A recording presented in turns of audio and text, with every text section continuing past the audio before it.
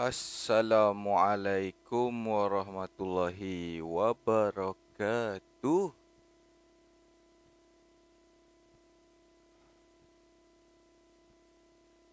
Sahur apa tadi? Allah.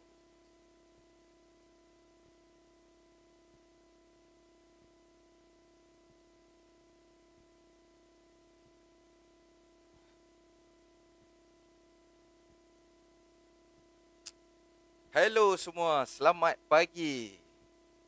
Saya Man daripada Pusat Servis Automat. Di bulan puasa ni kita banyaklah cakap-cakap benda yang ilmiah lah, eh. Jadi kita pilih tajuk sejarah. Kita pilih dalam sejarah kita pilih tajuk Kesultanan Melaka. Banyak lagi sejarah yang telah saya korek dalam selepas Kesultanan Melaka ni, yang tajuk menarik. Menarik tajuk. Tajuk hari ni menarik. Saya baru tulis tadi tu tajuk tu. Senjata yang digunakan sewaktu peperangan dengan Portugis. Kesultanan Melaka dengan Portugis. Wow. Jadi kenapa kita nak pilih tajuk senjata Melaka ni masa perang Portugis? Sebabnya adalah kita kalah dalam peperangan. Bila kita kalah, kita kena tengok balik macam mana mereka boleh counter kita tu dengan hebat sekali. Daripada situlah, dia contohnya macam mana, simple lah kita nak buat. Macam pomen, saya buka tayar, saya guna gun. Saya buka tayar guna gun. Tayar sebiji tu ada 4 bolt. Saya tembak pakai gun, saya boleh buka dalam masa 5 saat. Tapi kalau orang yang pakai spanner, dia nak buka tayar tu, dia kena guna seminit lebih. Jadi laju lagi lah orang pakai gun. Itulah maksudnya kelengkapan apa yang digunakan waktu perang Melaka dengan Portugis dulu, yang menyebabkan Melaka ni jadi kalah teruk. Dan saya dah up video saya di saya punya profile lagi satu tu. Dan saya dapat sambutan yang positif. Dan saya dapat juga komen-komen. Dan saya melarang daripada kawan-kawan yang suka juga tajuk kesultanan-kesultanan ni untuk menimbulkan rasa-rasa ataupun suasana yang tidak selesa. Contohnya kalau kita cerita pasal pengkhianatan yang melibatkan orang Jawa. Jadi duk kutuk-kutuk orang Jawa kat dalam tu. Tak boleh. Saya tak mau benda macam tu, saya tak mau. Kita mengaji saja. Kita ambil tahu saja. Sebab setakat ni yang saya baca semua, dia tak ada yang busuk. Dia macam dia ada reverse. Mana kata tersalah langkah. Itu reverse balik. Dia macam tu tau. Dia bukan watak jahat. Kesultanan Melaka ni bukan watak jahat. Kalau tak percaya boleh try type sendiri. Cari dalam internet Kesultanan Melaka tu macam mana pemerintahan dia. Dia tak cakap kejam pun. Pemerintahan Melaka tu cantik. Maksudnya adil lah. Bagus. Jadi cuma kekayaan yang ada pada mereka tu didengki lah. Tu yang berlaku waktu perang tu. Dan ada macam mana bermulanya bibit-bibit serangan ke atas Melaka, sebab apa. Dan Portugis dia dah hantar macam spy tau. Portugis dia hantar spy 1509. Nama dia Duarte Fernandes dan Diego Lopez de Sequeira. Mereka dua ni sebenarnya pegawai tentera ataupun pengintip daripada Portugis. Mereka main dulu. Kita jatuh bila? 1511. Ingat ni, dia sejarah ni, kalau hampa nak terror, hampa kena tahu tahun dia. Simple je. Dia tak susah pun tahun ni. Susun tahun tu. Kalau boleh tulis. Susun tahun ni, ingat. Bila kita kena serang, dengan susunan tahun ni, kita akan nampak satu logik dekat situ. Saya duduk bergaduh pasal 1400 tahun hari tu kenapa Melayu ni masih tak peluk Islam lah. Duk gaduh pasal benda-benda tu kan. Saya tak fokus kepada benda tu. Saya tak fokus. Saya fokus. Sekarang ni mereka duk kata, ini komen-komen yang dalam video tu lah. Ada yang kata, alah, hang duk baca apa ni, catatan sejarah penjajah nak buat apa? Apa dia? Itu semua yang mereka tulis. Bukan semua benda boleh ditulis dengan satu pihak. Itu jawapan saya. Bukan semua benda boleh ditulis satu pihak penjajah. Kalau kita sinkroniskan semua sekali, dia akan jadi macam sanad-sanad tau. Macam ilmu hadis juga ni, saya beritahu. Dia jadi kuat. Pendapat tu jadi kuat. Last tak ada penipuan. Last tak ada penipuan dalam sejarah Melayu kita. Mungkinlah dia ada penipuan, bohong lah tak ada penipuan dalam sejarah. Tapi sejarah ni susah nak tipu. Sebab dia ada sanad. Dia ada macam synchronize dia. Kerajaan ni bila peluk Islam, So bila nampak Kesultanan Melaka ni start peluk Islam 1400, berdekatan dengan yang lain-lain juga. Lebih kurang. Takkan dia orang boleh susun semua catatan-catatan ni sejajar? Tak mungkin, susah. Sebab penjajah lain-lain, Portugis, Belanda, British, takkan mereka tiga ni susun sekali. Padahal mereka sesama mereka pun berebut juga, bermusuh juga. Dan bagusnya saya baca Kesultanan Melaka ni, dia banyak rekod. Sebab apa? Orang Melayu kita dulu bangsa menulis. Ada rekod-rekod dia. Ada rekod. Kalau bukan orang istana, orang kampung, rekod apa yang berlaku. Okay, hari ni kita nak cerita, tak lebih jauh sangat. Kita nak cerita pasal senjata ni. Aduhai. Okay? Pukul 8.30. Kita kena laju sikit ni. Sebelum tu kita ambil aura dulu. Kita ambil aura dulu sekejap. Ini dia keris. Keris Melayu. Wow.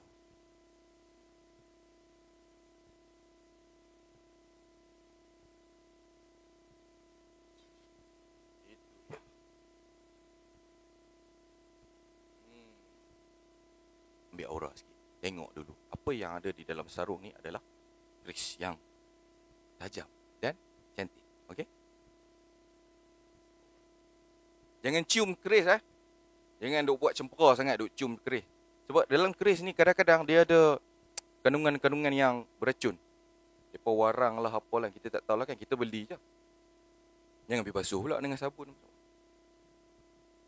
Okey, kita cerita pasal senjata waktu perang Melaka.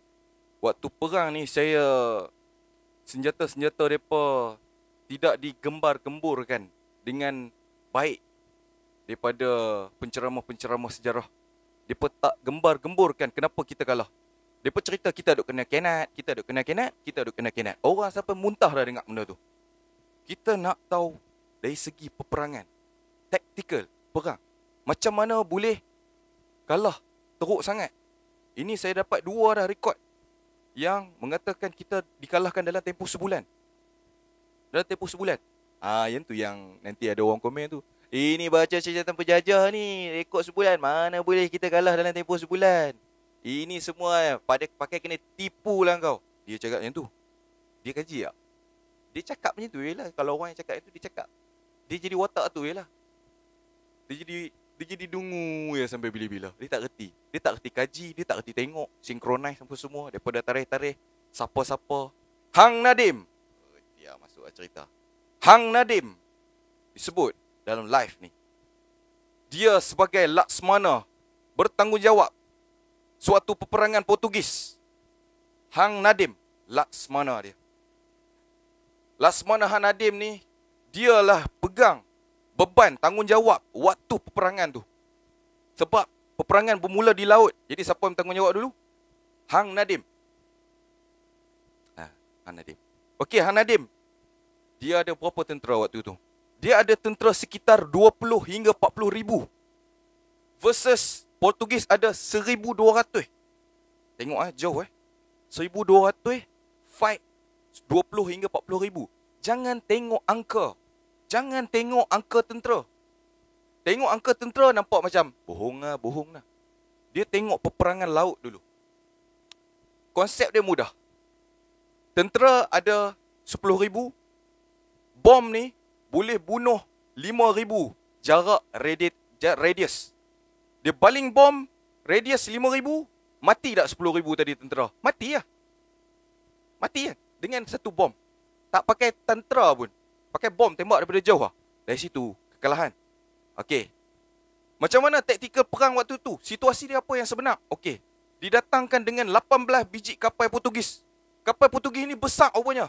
Yang kita kata kapal Melayu besar tu, kapal berdagang. Bukan kapal perang. Kapal perang kita kecil. Kapal perang Melaka, Sultanan Melaka kecil. Dia tak besar sangat, dia tak kecil sangat. Macam mana kita nak agak dia punya besar ke kecil? Kita tengok pada kekuatan tembakan meriam dia. Daripada kekuatan tembakan meriam, kita dapat agak berapa berat meriam tu, berapa besar peluru tu ditembak. Dia macam tu. Saya tahulah saya pomen. Saya duk main dah teknikal ni kira-kira semua dah. Saya dah buat QC. QC pun saya dah buat dah, eksekutif dah. Saya tahulah kira-kira semua ni. Kita tengok-tengok tu kita boleh agak dah. Orang teknikal je boleh. Hampa yang duk buat nasi pun semua tu boleh jadi adalah sikit. Tak sama teknikal lain. Teknikal dia main dengan besi, kiraan, berat, momentum, beban. Siapa yang pandai buat tu, dia dengar saya punya cerita ni, dia kata logik, kita kalah. Ya. Okey. Dia main dengan 18 hingga 19 biji kapal perang Portugis. Ya. Kapal perang Portugis ni besar mana tak payah tengok. Tengok berapa jauh tembakan depa. Kalau pistol atau senapang, dia ada dalam rekod berapa jarak efektif. Wajib. Pistol kalau tembak berapa jarak efektif. Jarak efektif ni maksudnya kalau kita tembak tu kena, pom. Kena, boleh tepat, kita boleh aim. Itu jarak efektif. Lagi satu, jarak maksimum. Makna kata macam peluru buta. Dia tembak tu tak boleh aim. Nak kena congak sikit lah, apalah kan. Baru boleh kena sasaran. Jarak efektif ni, kalau aku tala betul pistol tu. Alamak. Kalau aku tala pistol tu depan kepala, hang duduk dalam 200 meter, pom, kena kat kepala hang. Itu maksud jarak efektif. Jadi meriam Portugis ni, jarak efektif dia orang berapa? Meriam Portugis, jarak efektif dia apa? Saya baca saya. 300 hingga 500 meter. Jauh tak jauh? Jarak efektif 300 hingga 500 meter. Lawan atas laut. Hang Nadim Hang Nadim bawa berapa kapal? Hang Nadim bawa 200 kapal. 200 kapal perang Hang Nadim bawa. Tapi sayangnya kapal semua saiz-saiz kecil, kapal perang, bukan kapal berdagang. Kapal perang, saiz depa tu tak besar sangat. Okey. Jarak efektif tadi kan? Berapa? 300 hingga 500 meter. Tepat, tembak tepat. Jauh tak? Jauh lah. Jarak maksimum meriam dia boleh tembak berapa jauh? Jarak maksimum depa boleh pergi 2 km. Jarak 2 km meriam depa kalau tembak, depa aim betul-betul boleh kena kapal-kapal kita. Jadi depa tembak rambang pun habis, kena habis. Kapal-kapal tentera Melayu waktu tu, tentera upahan ke apa, kena habis. Siapa yang anggota? Yang ngutai? Hang Nadim. Ingat Hang Nadim. Okey. Apa tadi? Okey, jarak efektif depa 2 km. Jarak efektif meriam Melayu, tentera Melayu yang diketuai Hang Nadim tadi, berapa jarak efektif depa? Jangan sedih saya bacakan. Jarak efektif meriam kita waktu tu hanyalah 100 hingga 250 meter saja. 100 hingga 20 hingga 250 meter saja. Efektif dan lebih kecil. Jarak maksimum dia boleh pergi berapa? Dia boleh pergi 800 meter saja. Jarak maksimum 500 hingga 800. Jarak maksimum meriam depa berapa? 2 km. Jadi depa boleh makan dalam jarak lebih kurang 1 km dengan musuh. Musuh siapa? Musuh dia Melaka lah. Dia boleh jarak dengan musuh tentera Hang Nadim tadi, jarak lebih kurang 1 km. Kena mati habis. Dalam keadaan mereka tak boleh buat apa-apa. Waktu perang tu. Mereka tak boleh buat apa. Tembak kena. Hang nak buat apa? Hang tembak dengan pistol pun tak kena. Hang tembak meriam pun tak sampai. Mereka tembak kena dah waktu tu. Jadi dengan teknik yang macam tu, mereka teruskan pom. Apa jawapan dia? Jawapan dia, di laut Hang Nadim dikalahkan begitu saja tanpa balas. Selamat.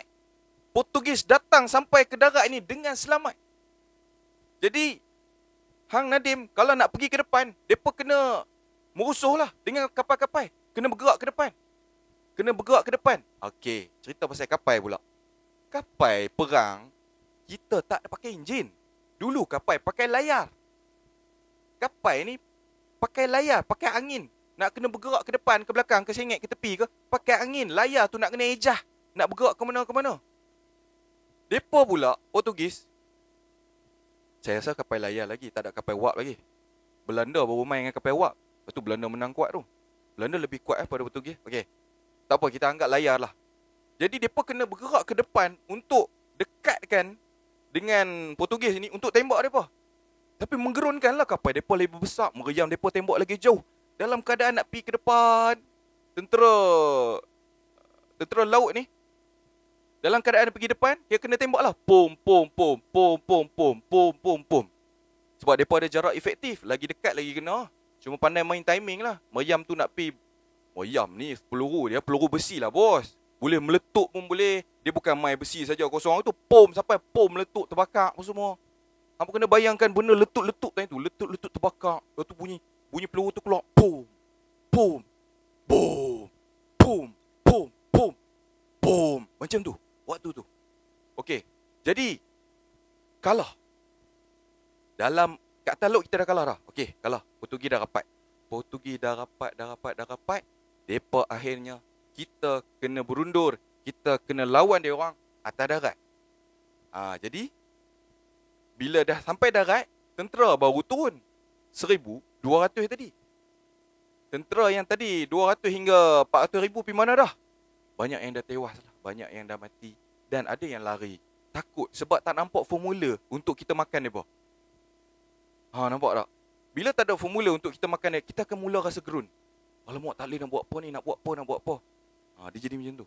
Dengan jarak dia orang boleh tembak rambang 2 kilometer. 2 kilometer tembak rambang. Kalau hampa bersusun ramai-ramai pun hampa akan kena juga. Dia acah-acah lah. Dia acah tembak ni, dia main angle sini, angle sini. Pum. Okey, kalah. Lepas tu tempoh dia lebih kurang sebulan. Dia pun nak ejah meriam lagi, ejah kapal lagi, nak tembak angle tu kan. Okey. Lepas tu turun di darat. Lawan Hang Nadim dengan tentera-tentera Afonso Albuquerque. Apa yang nama dia? Afonso. Sebut Afonso je lah. Afonso ni kira dia general, commander Portugis. Okey, turun di darat. Lawan pula pakai apa? Macam biasa, pakai keris, pakai senapang, pakai lela rentaka. Kita ada meriam yang boleh handle dengan tangan. Letak atas bau yang kecil tu, tembak macam ni pun boleh. Senapang pun ada juga. Meriam hak tolak tu pun ada juga. Hak jenis tolak di darat tu ada juga. Itu kita ada. Kita berundur. Hang Nadim bila dekat di darat, dia bukan bergabung, dia lawan bersama-sama dengan Bendahara Tun Mutahir. Ada lagi seorang lagi. Sekejap, saya kena baca, tak ingat nama dia. Salah sebut tadi. Ni. Allahu Akbar.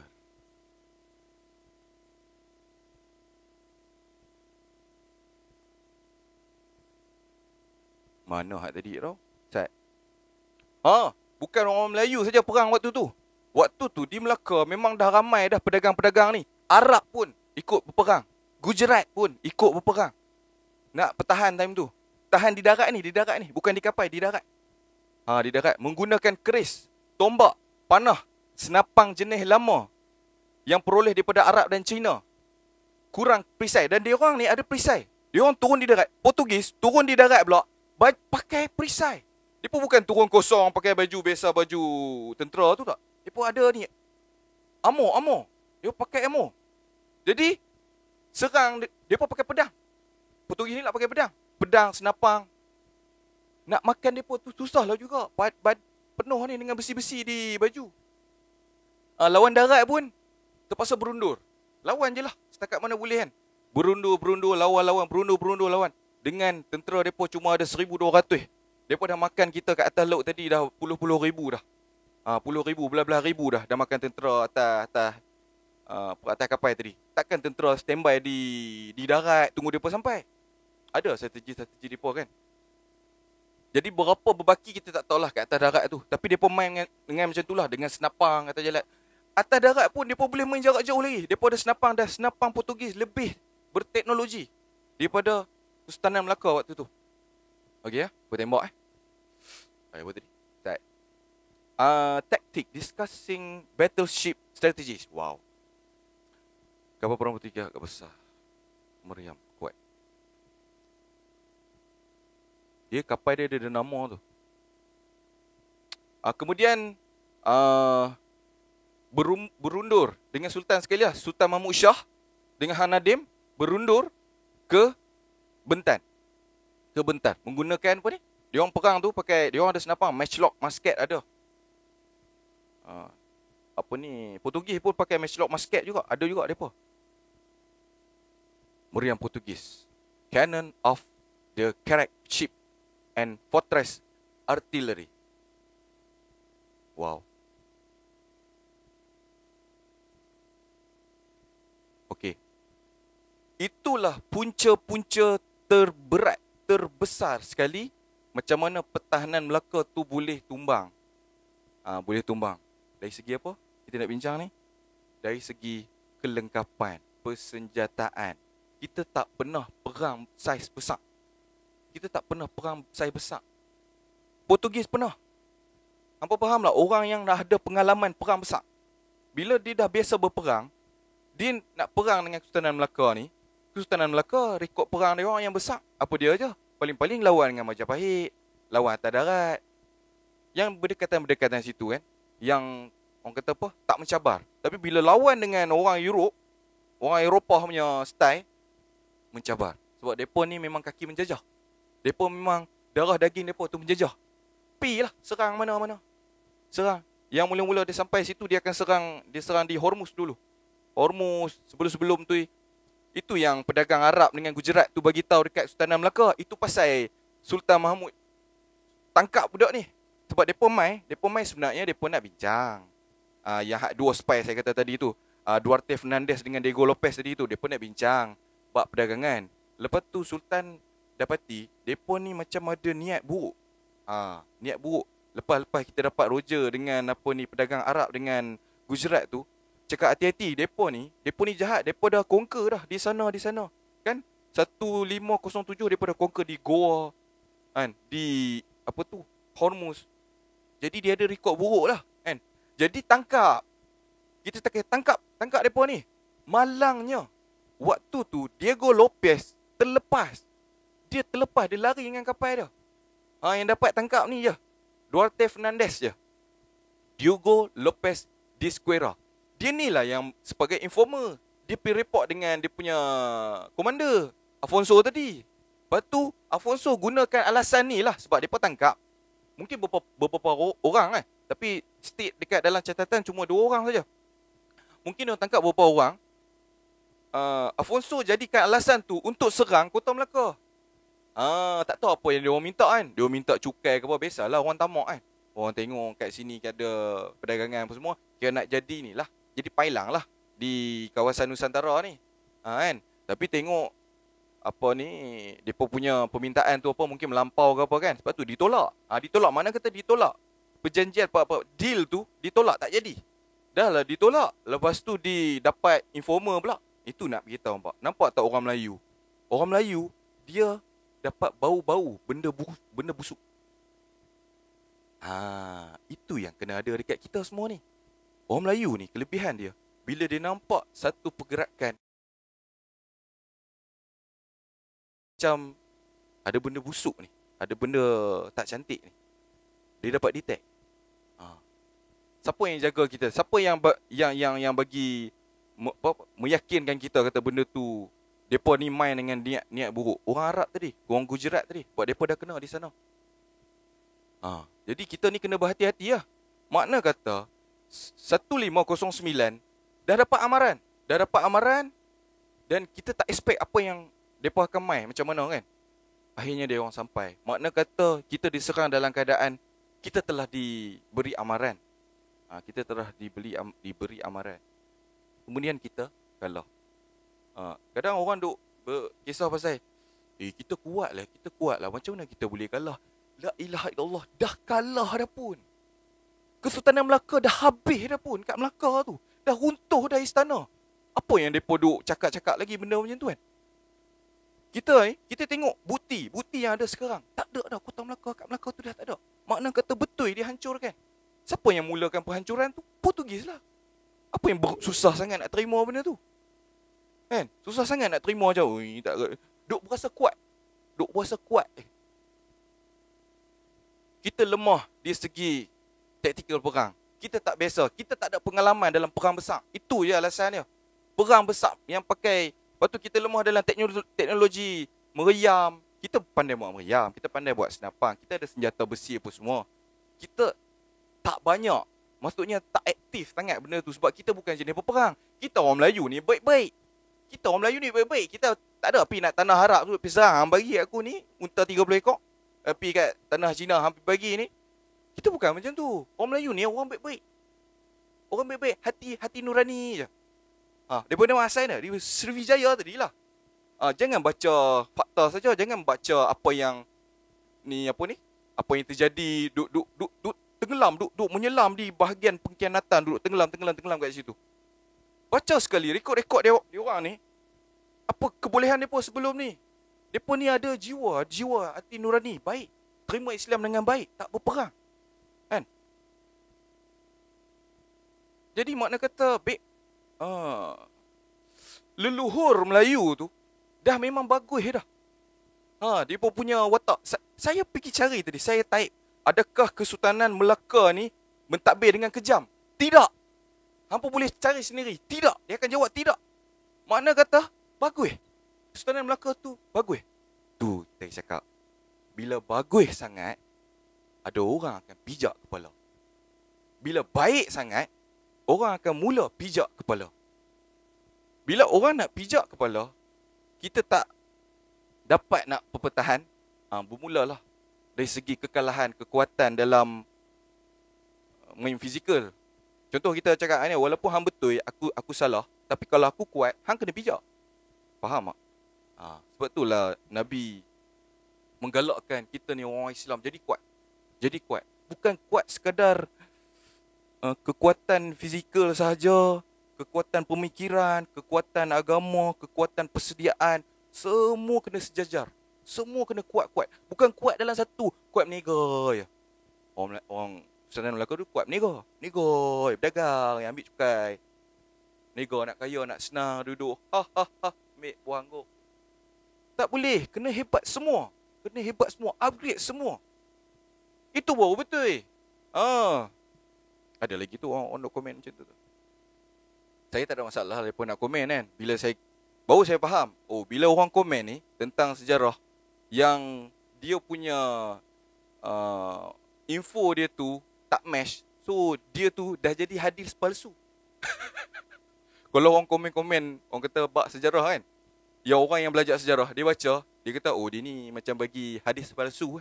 Dia tak tahu, dia buta sejarah. Dia akan jadi macam tu.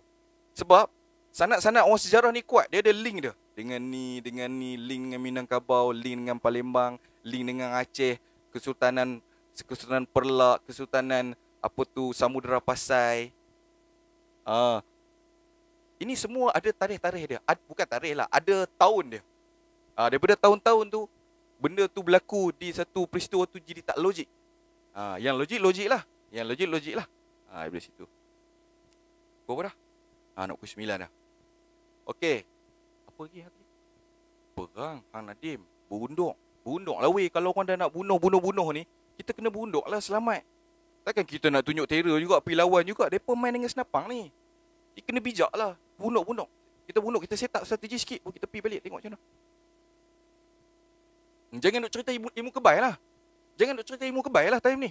Kan? Dia main pakaian yang perisai.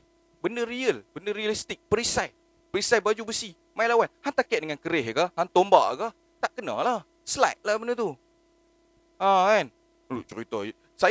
Bukanlah saya anti. Memanglah Melayu ni ada ilmu hikmah apa semua kan. Tapi janganlah duk cerita bawa tu. Melayu sepatutnya memang power ni. Takat tentera mai 3,000 dia tahan dengan tangan. Sap kata apa. Berterak habis semua. Merepek tau tak. Duk cerita benda-benda macam tu. Merepek tau tak. Apa nak jadi? Tak habis-habis. Buat magic macam Goku pun scan. Cik. Pop. Sampai di sana. Cik. Pop. Sampai di sana. Sini. Macam mana Goku buat macam ni. Cik. Pop. Naik atas kapal Portugis. Pilauan. Pedang di situ. Jangan merapu sangat benda sampai macam tu. Cuba tengok fakta sekarang ni. Kota Melaka dah jatuh. Melaka dah kena tarah. Rapat dah tu. Tak ada apa dah kat situ. Itulah fakta. Itulah bukti. Kan? Tapi kita masih ada lagi sisa-sisa dia. Seperti keris. Di sinilah terselit lagi dari mana datangnya Melayu. Dan seeloknya kita mencarilah sebenar-benar Melayu. Ingat Melayu. Baik sangat, kita akan dipijak. Bila kita dipijak, kita tak kuat. Bila kita tak kuat, kita kalah. Okey? Faham? Jadi, kena jadi kuat lah. Lepas tu saya tengok-tengok lagi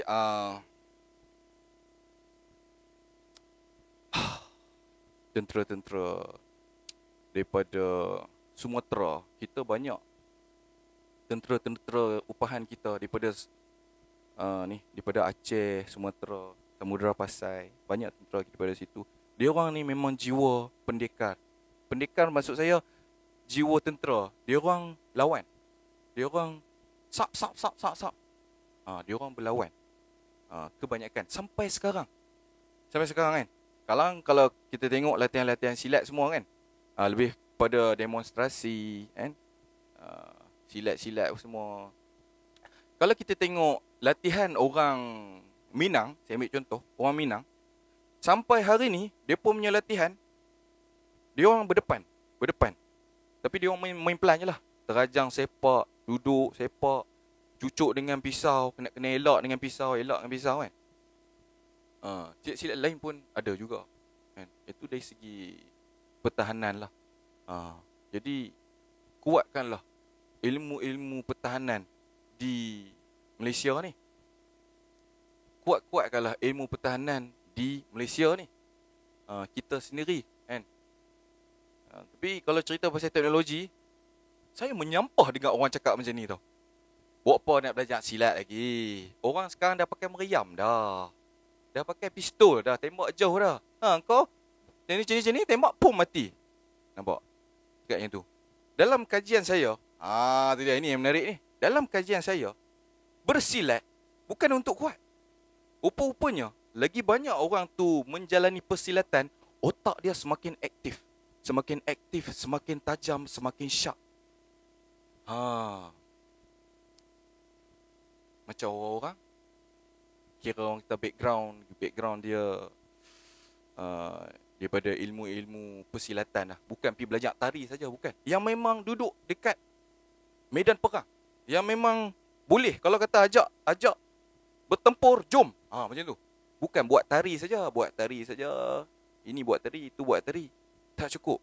Ini yang kita cakap pasal. Hang nak tunjuk hang punya kurang ajar sangat, jom. Kita try. Masuk satu gelanggang, fight. Dia macam tu. Contoh kita ambil kira yang bertarung lah. Bertarung betul-betul bertarung. Betul-betul bertarung berdepan. Jadi dia orang bertarung berdepan ni lagi banyak taktikal. Dia kena fikir dia ni nak tumbuk belah sini, dia nak sepak belah sini, kita kena tahan belah sini, kita tahan belah sini. Jadi otak dia semakin aktif, dia semakin lagi banyak benda-benda yang lebih kreatif. Dia akan datang daripada dia orang-orang macam ni kan. Macam orang Minangkabau memang ada tu. Saya duk kaji lagi. Minangkabau saya duk kaji lagi lah. Rekod mereka kurang. Satu lagi fakta. Bila kita sesuatu kerajaan tu sebelum peluk Islam, rekod-rekod tu kurang. Nampak ni. Bila Islam tu datang jadi kesultanan, kita ni jadi rakyat yang merekod, menulis. Dengan kedatangan Islam tu, dia tulis. Mana main ni benda-benda tulis ni? Itulah cakap yang kata mereka duk rekod ilmu apa ni, hadis apa semua tu kan tu kena tulis, kena rekod. Jadi bila datang Islam di tanah Melayu, rekod-rekod ni mula ditulis. Bukan tulis pasal hadis saja, tulis pasal kita punya ni lah, kesultanan-kesultanan. Sebab tu banyak maklumat-maklumat kesultanan. Bila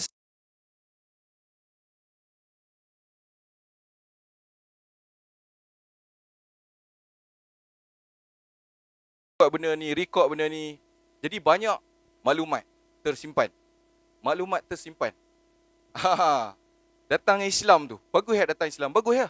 Jadi ada rekod. Sebelum kurang. Kalau hampa pergi cari balik Majapahit ke Sriwijaya, tak ada. Sebab depa tak ada sistem penulisan pun, tak tahu. Tak ada sistem penulisan yang untuk ditulis, disimpan. Tak fikir untuk anak-anak cucu boleh baca. Nampak tak? Langkah suka ilmu-ilmu menulis kurang. Selepas tu banyak. Bukan tak ada, tak banyak. Lepas je Islam datang, banyak. Main dengan tulisan Jawi apa semua. Banyak. Rekod-rekod tercatat, tertulis daripada moyang-moyang kita. Alhamdulillah, bagus. Jadi kita dapat nampak satu macam mana bergeraknya dulu. Jadi butalah kita sekarang ni kalau kita jalan, kita tengok ni apa, negeri apa. Kita tak tahu apa. Kita tak nampak apa. Jadi berterima kasih lagi kita kepada Islam yang telah datang ke tanah ni untuk bagi satu benda yang kemajuan, bagi kita ilmu, banyak benda sangat. Islam datang bukan kosong, Islam datang bawa ilmu. Dia bawa ilmu, kita jadi lebih pandai. Kita jadi tak lupa sejarah. Boleh jadi kalau Islam tak mai tanah Melayu, kita tak kenal pun siapa Melayu. Betul saya cakap ni. Kalau Islam tak mai kat tanah Melayu, kita tak kenal pun Melayu siapa. Sebab tak ada catatan sejarah. Start pada Islam mai tu, pakat ada ni. Saya tengok tahun-tahun dia yang tercatat, yang ada rekod. Itu tak mau mengamalkan Islam lagi. Tak boleh. Islam tu dah menang dah. Islam dah menang dari segi teknologi, ilmu, fakta. Dia dah menang banyak. Islam tu dah nombor satu dah. Tak boleh lawan dah. Kehebatan yang ada, Islam datang bawa, dia main dengan ilmu. Dia bukan main kosong gitu. Peluklah saya Islam, peluk saya. Tak. Islam main bawa ilmu, bawa pemikiran, bawa satu benda. Dia upgrade. Kita dulu Sriwijaya, kita dah power dah. Main dengan Islam, jadi upgrade terus. Lagi padu lagi. You know. Dan saya masih memikirkan nak pergi ke tak kaji di bahagian kesultanan kepulauan lain. Kepulauan Goa, kepulauan macam Minangkabau, dia tak ada kesultanan tau. Memanglah ada sultan dia yang peluk Islam. Ada perang padri. Dia sistem beraja lagi. Sistem beraja yang orang kata apa, daripada Majapahit juga. Dia orang punya tu. Tapi dia orang dah ada sistem. Dia orang datang dengan sistem adat. Macam mana terjadi, orang kata sistem ikut mak tu. Ikut mak tu, adat pepatih. Macam mana boleh jadi tu? Hampa tak pergi cari, hampa tak dapat lah. Kena pergi cari, pergi tengok. Macam tu terbentuknya. Lepas tu jadi perang padri tu dengan golongan ulama ni, dengan kaum adat. Jadi perang. Pasal apa? Kami dah lama dah. Masuk je ni dah. Tak, yang dicanggah sekarang ni pasal benda-benda yang langgar dengan syarak. Langgar syarak, minum ke, berjudi. Apa tu lagi? Yang kata kalau kita kahwin dengan orang keturunan Minang tu, kata kita semua depa ambil. Dia bukannya tu. Sebenarnya adat depa, adat orang Minang ni, lelaki keluar merantau. Perempuan yang akan duduk di tanah, jagalah segala harta benda. Lelaki pergi keluar merantau. Depa dah set up. Maksudnya depa ada sistem. Lepas tu dia orang ni, otak-otak depa ni, otak depa on tau. Otak depa tajam tau. Otak depa sangat halus. Lepas tu depa boleh ngam dengan orang-orang yang ada kehidupan takbiran juga, macam di Kedah, di Melaka. Depa suka benda tu. Depa mesh cara pemikiran tu. Depa akan duduk dekat dengan orang macam tu. Orang yang smart, dia akan duduk dengan orang smart. Orang tak smart, duduk dengan orang tak smart. Senang. Okey? Jadi Minang pun smart, Jawa pun smart. Jangan duduk bergaduh. Sebab duduk cerita pasal sejarah aku tu, Jawa macam ni, Minang macam ni tak. Tak, ini dari segi pemikiran. Dia orang suka benda yang upgrade. Senang kan? Benda yang menguji pemikiran, benda yang orang sentiasa berfikir daripada set up lah. Manusia tu dijadikan dengan akal kan. Jadi orang yang hidup dengan akal ni, dia akan cari orang yang ada akal juga. Dia takkan duduk dengan orang yang tak ada akal. You know, okay? Kau berapa dah? 9 minit. Okay. Tapi saya tak mau masuk lagi lah. Memang banyak sangat sejarah-sejarah yang ada di tanah kita ni yang perlu kita korek lagi.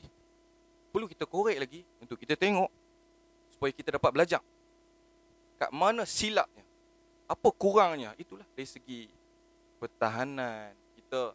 Kalau kita duit dah banyak, kita kena duit dah banyak, kita kena labur. Kita kena labur. Bila kita dah kaya, waktu Sultan Melaka dah kaya, kita kena labur daripada segi-segi persenjataan, ketenteraan. Kita kena labur beli benda tu. Macam dulu, kalau dulu dia orang ada jual senjata-senjata, maksudnya ada pameran ke apa kan. Saya rasa Sultan Melaka akan pergi beli dah. Mana-mana lagi kat tanah-tanah ni dia jual meriam lebih besar. Orang kata apa? Sistem ilmu perkapalan lebih besar. Asal Melaka pergi beli, pergi ambil ilmu tu bawa balik, kita set up tu, kukuhkan pertahanan. Kan? Portugis tu berani weh. Dia cakap. Dia berani, dia main serang Kota Melaka dulu tau. Kota Melaka ni main HQ, orang cakap HQ. Dia serang HQ weh. Dia tak goyang punya. Sebab dia tahu meriam dia tembak akan sampai. Meriam Melaka tembak tak sampai. Dia berani lah. Dah tahu maklumat tu, dia akan berani lah. Tak payah takut. Kita acah lu main rapat. Tengok depa tembak. Depa tembak tak sampai. Tu dia, depa tembak apa meriam, pom. Yang boleh tahan time tu tembok je. Tembok Melaka je boleh tahan. Yang depa kata keras juga tembok Melaka ni, tak pecah-pecah kami tembak banyak kali. Tapi dari segi tembak balas tu tak ada. Jadi pertahanan kuat sangat pun tak guna. Dia mesti kena kuat dengan serangan sekali. Okey? Dah sikit banyak. Boleh guna tu dalam kehidupan tu. InsyaAllah. Kehidupan ni benda macam perang juga. Dalam hidup ni, dia macam konsep perang. Pilah mana-mana pun, apa kerja ke, apa buat apa, dia konsep perang tu ada dalam tu. Cuma yang pandai, kreatif dalam tu atau tidak. Dia tak faham, so dia tak dapat. Dia ingat duk kerja-kerja, cari makan, cari duit, cukup bulan, dapat gaji, dia bawa anak bini makan. Dia ingat macam tu. Tak. Sebenarnya dalam semua bidang, ada peperangan. Ada taktikal. Yang sedap atau tidak sedap saja. Okey? Bila kita nak bertahan, bila kita nak serang, semua ada dalam sistem. Okey? Itulah sikit sebanyak saya punya perkongsian hari ni. Saya nak sambung lagi saya punya penulisan ni. Oh, bukan penulisan, saya bukan buat buku. Yang salah faham lah, saya tak buat buku pun. Saya tengah buat satu rekod macam mana terbentuknya Kesultanan Melaka, bila Islam sampai, siapa yang bawa. Selagi maklumat tu ada, waktu ni saya dapat satu sumber daripada GPT ni. Selagi sumber tu beri, orang kata apa, maklumat, saya akan terus rekod dan saya akan sinkronisekan. Jadi terjadilah satu sanad-sanad yang kuat daripada tangan saya sendiri. Saya yang akan tahu dulu. Okey? Kalau hampa nak, hampa kena buat sendiri, kaji sendirilah, rekod sendiri. Saya kat sini menggunakan sistem Excel.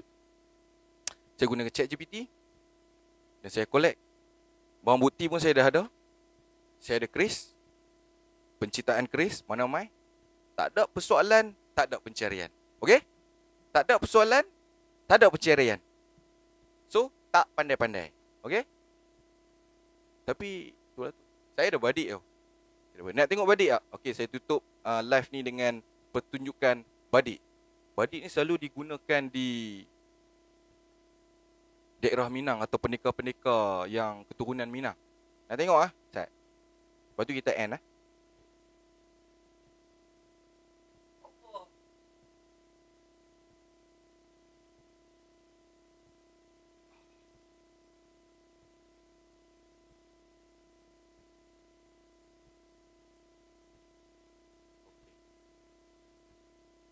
Ini badik.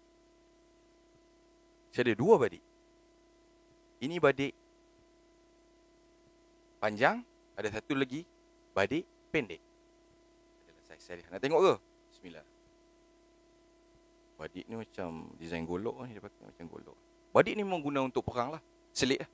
Dia pakai selik, bertempur, berhadapan, memang bawa kulak ni lah. Siap. Macam cerita dalam tu. Lawan-lawan tu, nikah tu. Okay. Allah.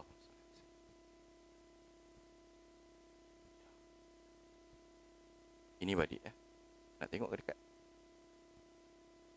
Ada pamor sikit lah. Dia berkata amboi macam karat je. Karat tak apa. Janji ada. Okay. Macam mana pegang dia? Sini kot.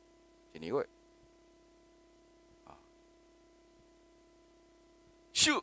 Gitu. Ini dia punya sarung dia. Okay.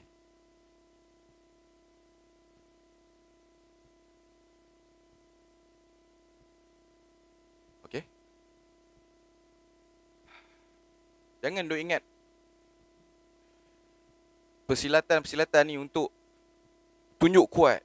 Bukan tunjuk kuat. Jangan duk bawa persilatan tu tunjuk kuat. Kita dah kalah dah. Okay? Bawa segan tu sikit. Malu tu bawa sikit.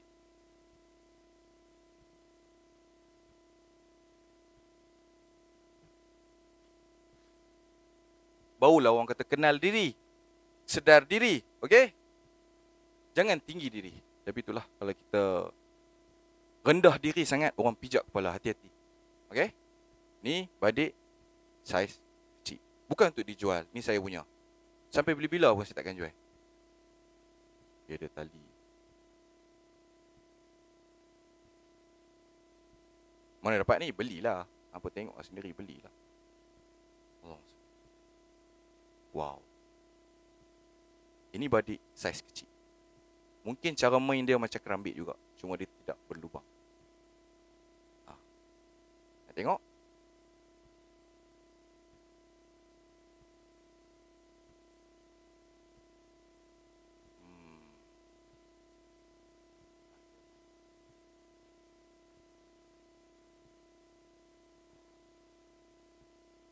Pun karat juga. Tak apa. Karat tak apa. Saya punya. Bukan apa punya.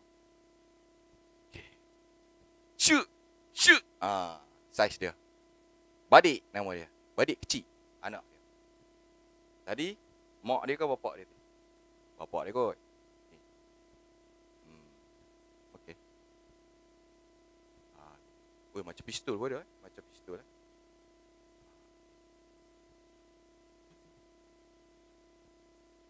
Okay. Alright. Alhamdulillah, itu sikit sebanyak perkongsian saya hari ni. 13 Mac 2025. Alhamdulillah. Itu dah saya punya. Saya minat benda-benda ni. Dia penuh dengan technical. Sebab di sini pun kita bengkel kereta, kita main dengan tactical. Kalau ni kerah kan nak buat macam mana, nak buka macam mana, screw jam nak buat macam mana, itu technical lah tu. Jadi benda-benda ni adalah yang rupanya Tuhan nak jalurkan saya, nak channelkan saya tentang sejarah Melayu. Alhamdulillah. Dan saya pun minat. Dulu kalau cerita cikgu sejarah saya tak minat. Sebab cikgu sejarah saya tak reti cerita pun. Cerita sejarah orang ni buat sejarah ni. Sejarah ni kalau hampa nak bagi orang minat pasal sejarah, hampa jangan mula-mula dengan cerita mula-mula. Mulakan cerita sejarah dengan dekat-dekat. Dengan dekat. Macam kita orang Melayu, Kesultanan Melayu, Kesultanan Melaka. Itu paling dekat. Lepas tu buka. Lalas dapat sambung dengan kerajaan Abbasiyah semua. Itu baru sedap cerita. Itu pun aku nak kena ajak ke. Ini duk cerita ni. The thing is you go to the right, you go to the left, you go straight, don't belok-belok. Orang pun benda ni padahal dia nak belajar sejarah. Biarlah sejarah tu ditarik dengan benda yang berkenaan dengan kita, dekat dengan kita. Barulah kita rasa, patutlah orang kat area sini macam ni. Patut orang ni, dia ni ada belah sini, dia macam ni. Macam tu lah. Okay? Cerita sejarah. Amboi, aku cakap macam lebih pada pro sejarah. Tak, saya bukan. Saya bukan daripada background sejarah pun. Cuma saya minat, so saya try kaji dengan cara saya sendiri. Okay? Salah ke? Tak salah kot. Punya pasal saya, komputer saya. Saya nak record. Hamba galuk apa? Ni barang semua aku beli. Dah melawak. Okay, Itu dia. sikit sebanyak. Assalamualaikum warahmatullahi wabarakatuh.